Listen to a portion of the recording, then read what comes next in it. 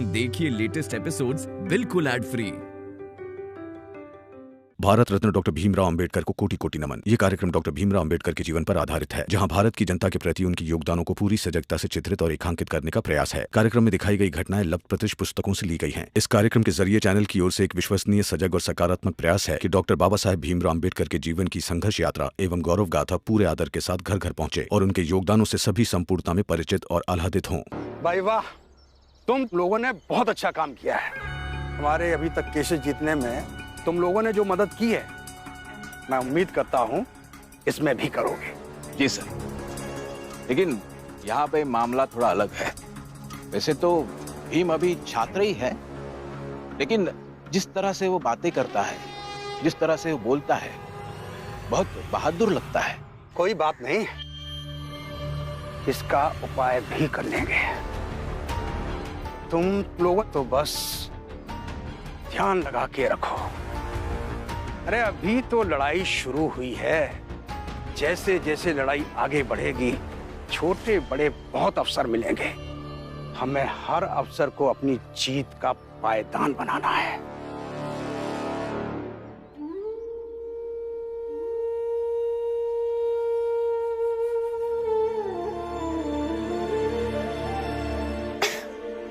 दीदी, दीदी को होश आ गया। बाबा, बुआ, दीदी को होश आ गया। उठिए उठिए, आइए। आप ठीक हो ना दीदी? कैसे लग रहा है? ठीक से बैठ। रुक जाइए सब लोग, वही कोई जरूरत नहीं दिखावा करने की।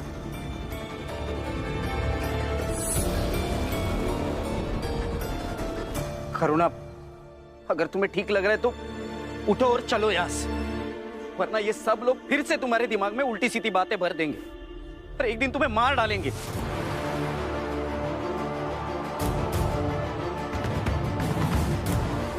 दीदी, पति के रूप में बाला भैया की चिंता जायज है। वो चाहे आपके साथ जैसा भी व्यवहार करते हैं, मगर प्रेम करते हैं, इसमें कोई संदेह नहीं है। हाँ भाभी, मुझे भी ऐसा ही लग रहा है कि अब आगे का जो भी फैसला होगा वो आपको करना चाहिए।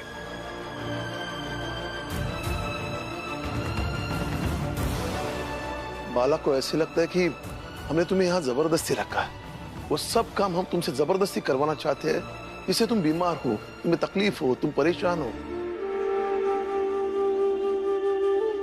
लेकिन सच बात यह है कि हम तुमसे कोई भी काम जबरदस्ती करवाना नहीं चाहते। राम जी भाऊ, लेकिन बाला अपनी पत्नी को यहाँ से ले जाएगा तो फिर से वही नौटंकी करेगा ना।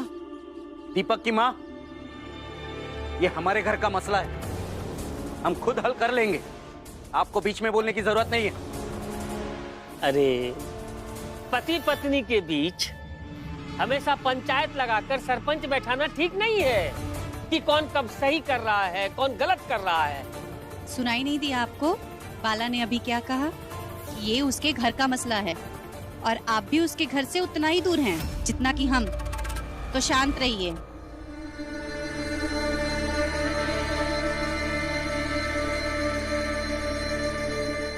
देखो करुणा, तुम्हें ऐसे रोज रोज बेहोश देखूंगा तो मुझे अच्छा लगेगा क्या? देखो, मैं दोबारा तुम पर कभी हाथ नहीं उठाऊंगा, और कभी उठा लिया तो थाने जाकर शिकायत कर देना और वापस यहाँ चले आना।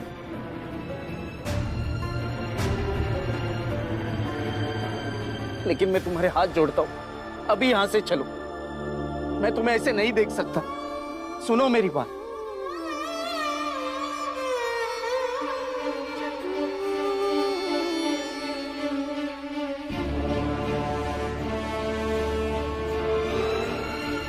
एक बार बस तुम यहाँ से चलो तो फिर कभी यहाँ आ ही नहीं पाओगी। ठीक है।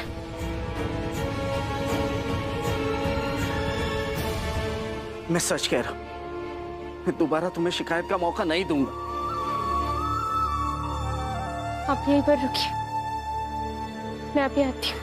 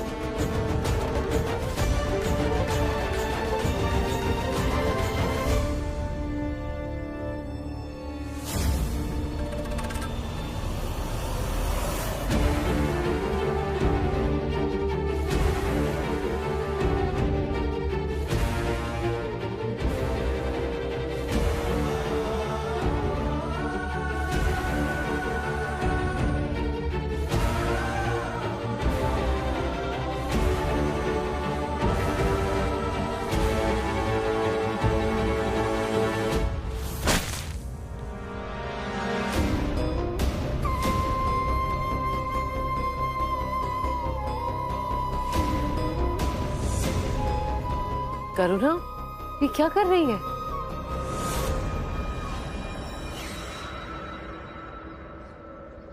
क्या है इसमें?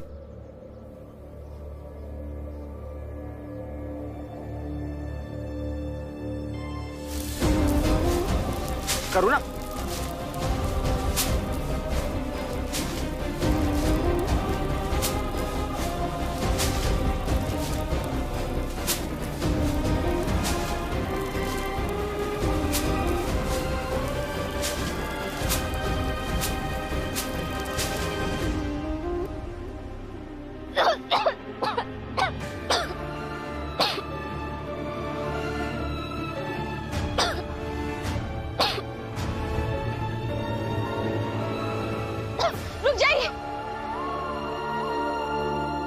रुक जाइए, मैं बिल्कुल ठीक हूँ।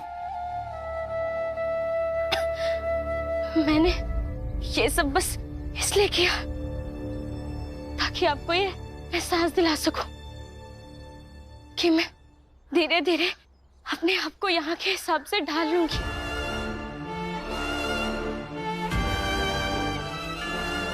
बना लूंगी खुद को इनकी तरह। आज बेहोश नहीं हुई ना मैं, कल खांसूंगी भी नहीं, लेकिन आपके साथ तब तक नहीं जाऊंगी जबतक मुझे आप पर पूरी तरह से विश्वास नहीं हो जाता।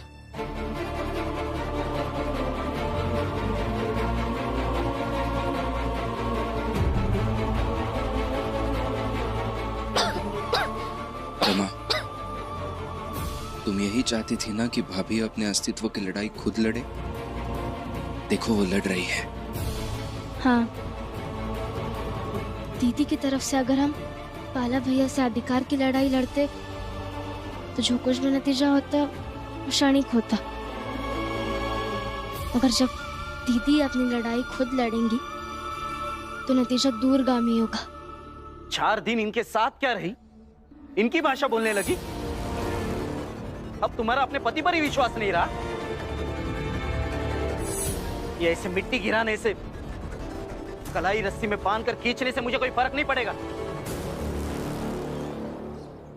और एक बात अच्छे से सुनो, सोचो और समझो। कई बार एक रिश्ते में दूरियां सिर्फ एक छोटी सी जिद पैदा कर देती, और मैं देख रहा हूं और महसूस भी कर रहा हूं कि तुम्हारी जिद के कारण हम दोनों में दूरियां बहुत बढ़ गई।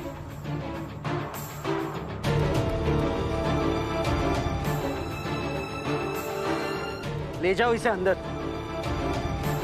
और कहो कि नहा ले, वरना धूल के कारण फिर से बेहोश हो जाएगी। और जब ये नहा ले तो इससे कहना, फिर ठंडे दिमाग से सोच समझकर फिर से जवाब देना।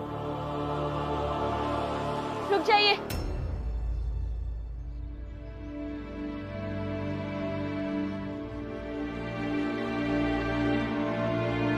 जवाब देने के लिए ठंडे दिमाग की जरूरत नहीं। कितनी आसानी से इतना सब कुछ कह दिया आपने कि मेरे जिद के कारण हमारा रिश्ता खराब हो रहा है। मैं इन सब के साथ रहकर इनकी भाषा बोलने लगी हूँ और पति पत्नी के रिश्ते को भूल गई हूँ, पर ये नहीं कह पाई कि मैं तुम्हें विश्वास दिलाता हूँ कि तुम्हारे साथ वैसे ही रहूंगा जैसे एक पति को अपनी पत्नी के साथ रहना चाहिए।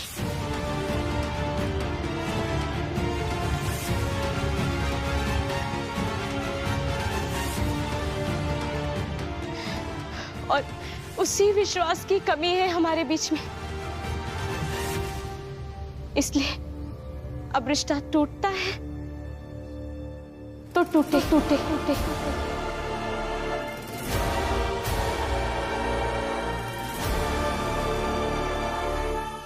लेकिन मैं ऐसे आपके साथ नहीं जाऊंगी,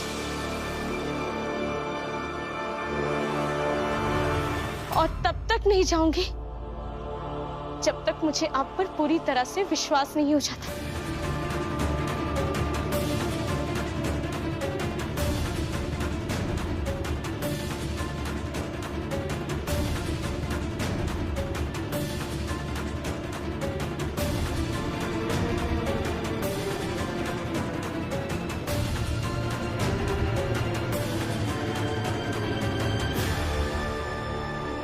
सुन लिया भीम? अब तो बहुत खुश हो गए ना तुम दोनों की वजह से आज मेरा रिश्ता टूटने की कगार पर है।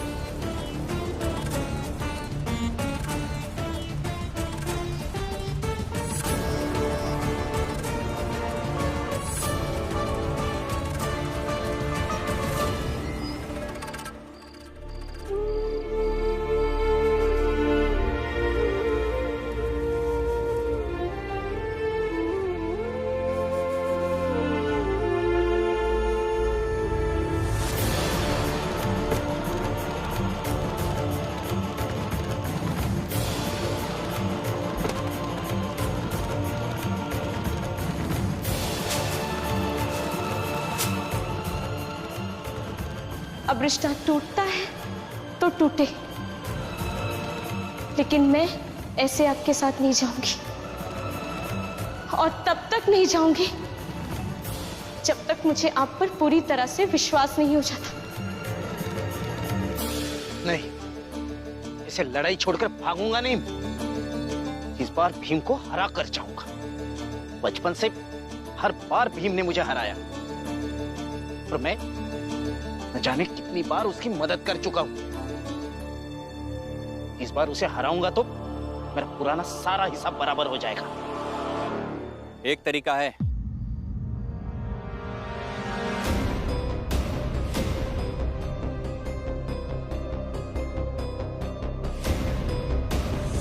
एक तरीका है बाला भैया, जिससे आप भीम को हरा सकेंगे।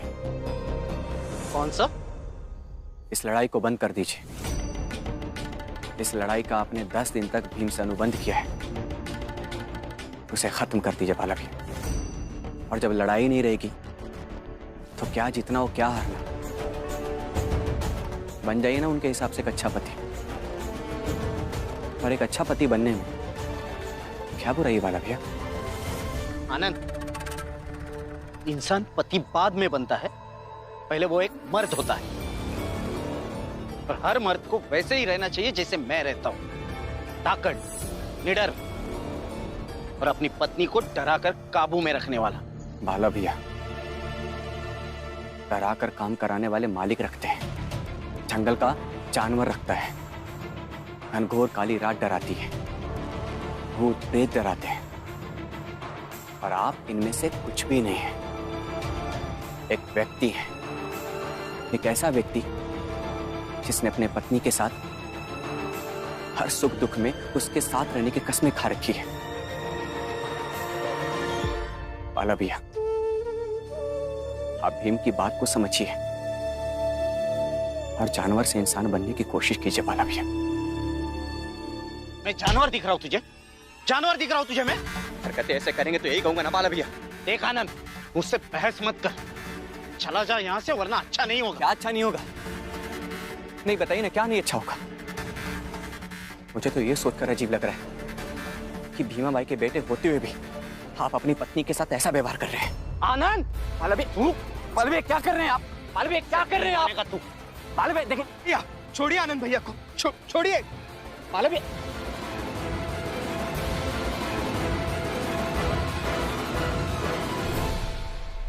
आनंद भैया से इस तरह से बात मत कीजिए, और आपसे इस तरह के व्यवहार की अपेक्षा नहीं थी। हाँ, बात व्यवहार सब मेरे ही तो खराब है, बाकी तुम सब तो अच्छे ही हो ना। ले जाओ ना अपने इस अच्छे भाई को यहाँ से, मैंने थोड़ी ना बुलाया था इसे। ले जाने ही आया हूं, मगर आपको खाना तैयार है, घर चलिए और खाना खा लीजिए। नहीं खाना मुझे। भैया, भीम, बाला भी आ जाएंगे, तू चल यहां से।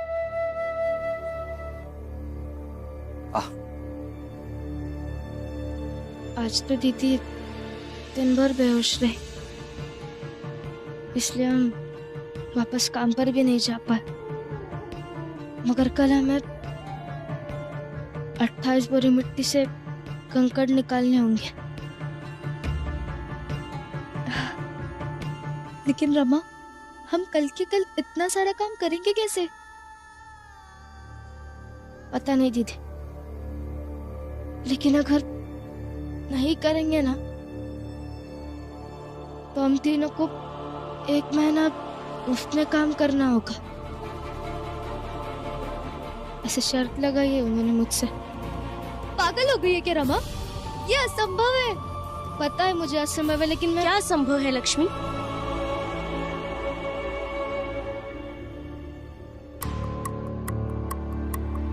वो ये क्या कह रही है रमा? वो दीदी कह रही थी कि बाला भैया का बदलना पहले असंभव लग रहा था, मगर अब आपके कारण वो संभव लग रहा है।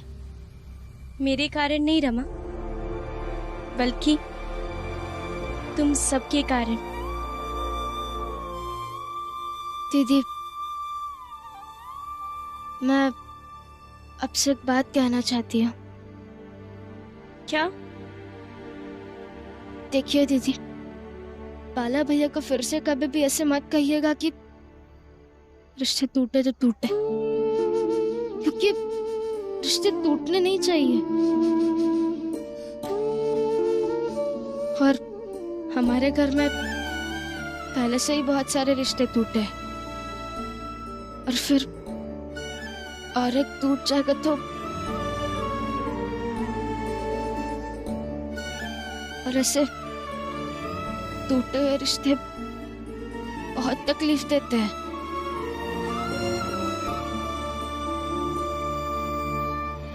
अभी तक मैंने मेरे जीवन में जितना देखा है ना, उससे यही सीखा कि घर की दीवारों में दरार आए तो आए, लेकिन रिश्तों के बीच में कभी दरार नहीं आनी चाहिए।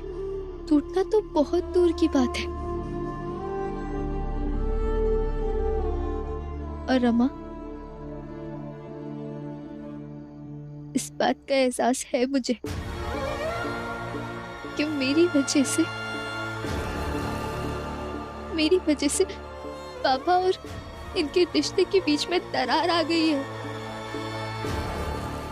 और इसका दुख तुझे और मुझे, हम सबको है।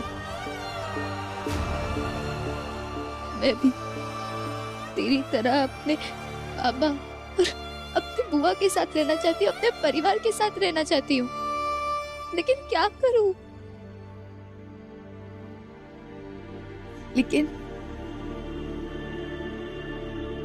मैं पूरी कोशिश कर रही हूँ कि हम सब फिर से एक साथ आ जाए।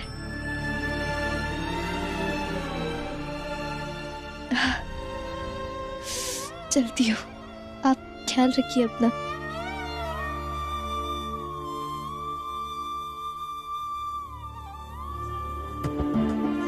चलिए।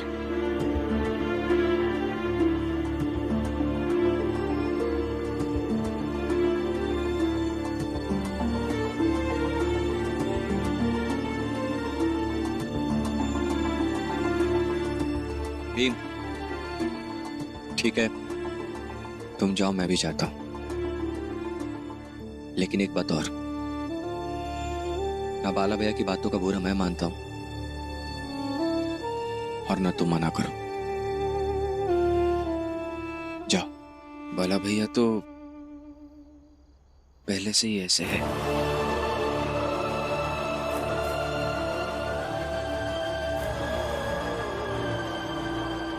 मगर आप तो कभी ऐसे नहीं थे आनंद भैया।